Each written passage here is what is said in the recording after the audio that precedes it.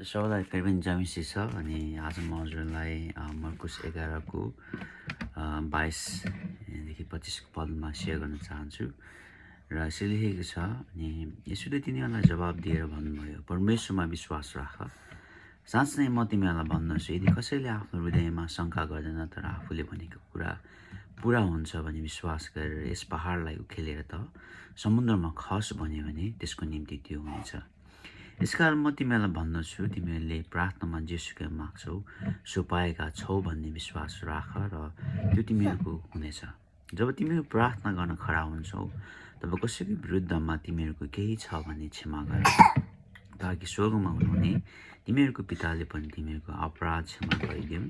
तर क्षमा गरेनौ भने स्वर्गमा हुनुहुने तिमीहरूको पिताले पनि तिमीहरूको अपराध क्षमा गर्नुहुने छैन। साँच्चै नै परमेश्वरले हामीलाई यो पदमा चाहिँ स्पष्टले भन्नुभएको छ कि परमेश्वरमा विश्वास राख।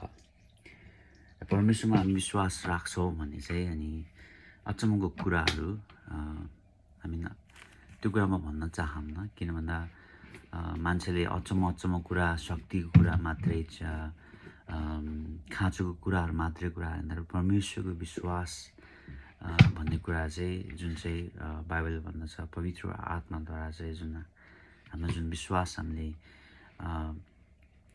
जुन हामीलाई प्रतिज्ञा गर्नुभएको छ परमेश्वरले पवित्र आत्माद्वारा आउने जुन प्रेम, शान्ति, आनन्द, विश्वासको कुराहरू साँच्चै यो परमेश्वरबाट आउने कुराहरू हो र प्रभुले भन्नुभएको छ परमेश्वरमा विश्वास राख है।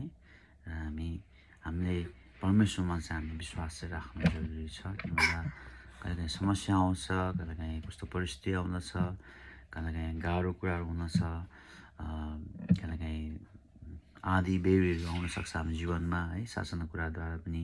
तर हामी वचनले भन्दछ कि परमेश्वरमा विश्वास राख र जब हामी परमेश्वरमा विश्वास राख्दछौँ तब परमेश्वरको कहिले पनि नरिकिने शान्तिले चाहिँ हामीलाई चाहिँ त्यो आशा र त्यो शान्तिलाई हामीलाई हेर्दछ र हामीलाई निश्चित आउँदछ। हामीले जे कुरा माग्दछौँ हाम्रो खाँचोमा, हाम्रो अभावमा, हाम्रो दुःख, हाम्रो कष्टमा हामी जे कुराहरू हामी परमेश्वरमा जाय गर्दछौँ भने साँच्चै नै त्यो तिमीहरूले पाएका छौ भनेर चाहिँ परमेश्वरले हामीलाई यहाँ प्रतिज्ञा दिनुभएको छ। र इभन माइसेल्फ प्रभुले मेरो लागि धेरै खाँचोहरू, धेरै अभावहरू, कहिलेकाहीँ दुःख कष्टहरू आउन सक्छ, तर यो भन्छ कि प्रभुले हामीलाई कहिले पनि लाज बनाउनु छैन है।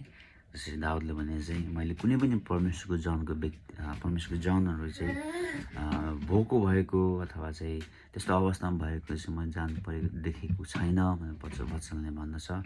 र साँच्चै नै परमेश्वर विश्वासयोग्य हुनुहुन्छ। प्रभुले हामीलाई कहिले पनि निराशामा राख्नु चाहनुहुन्छ छैन। प्रभुले हामीलाई छुटकारा, शान्ति चाहिँ हामीलाई दिनुभएको छ। अनि वचनले भने चाहिँ साँच्चै नै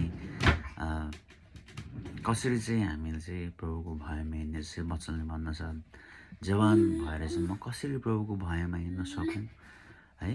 भन्सँग 119 को आई थिङ्क 10 र 11 पदले भने चाहिँ कसरी चाहिँ जवान मानिस पवित्र भएर हिँड्ने र प्रभुको वचनमा रहेर नै होइन, हामी आफूलाई कसरी परमेश्वरको वचन पाप रहित होइन प्रभुमा रहेर नै साँच्चै हामी त्यसरी गर्न सक्छौँ। किन भन्दा एज आई एम प्रभुमा विश्वास गर्दाखेरि चाहिँ अनि धेरै कुराहरू मैले भोगेँ, धेरै कुराहरू जान्न पाएँ र प्रभुले हामीलाई देखाउनुहुन्छ, बोल्नुहुन्छ, अनि व्यक्तिद्वारा बोल्नुहुन्छ, कहिले परिस्थितिद्वारा हामी जान्दछौँ, आफै पनि है यो जीवनद्वारा हामी जान्दछौँ।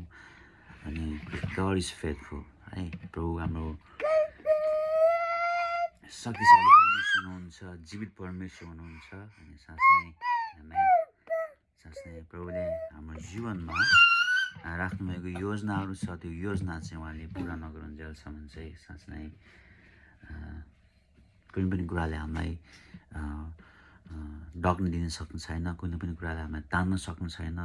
किनभन्दा विश्वासद्वारा आउने जीवन चाहिँ जुन जसरी चाहिँ हाम्रो पिता पुर्खा अब्राहमले विश्वास गरेको थियो, याकुबले विश्वास गरेको थियो, नोआ बाजले विश्वास गरेको थियो, त्यही कारणले हामीले पनि विश्वास गर्नु जरुरी छ। We have to take heart to have faith in God है। प्रभुमा चाहिँ विश्वास चाहिँ राखेर हिँड्नु जरुरी छ। इभन माइसेल्फ मेरो लागि पनि यो वचन साँच्चै नै परमेश्वरको विश्वासद्वारा धार्मिकता आउने कुराहरू विश्वासद्वारा पापको क्षमा हुने कुराहरू विश्वासद्वारा चाहिँ आउने जुन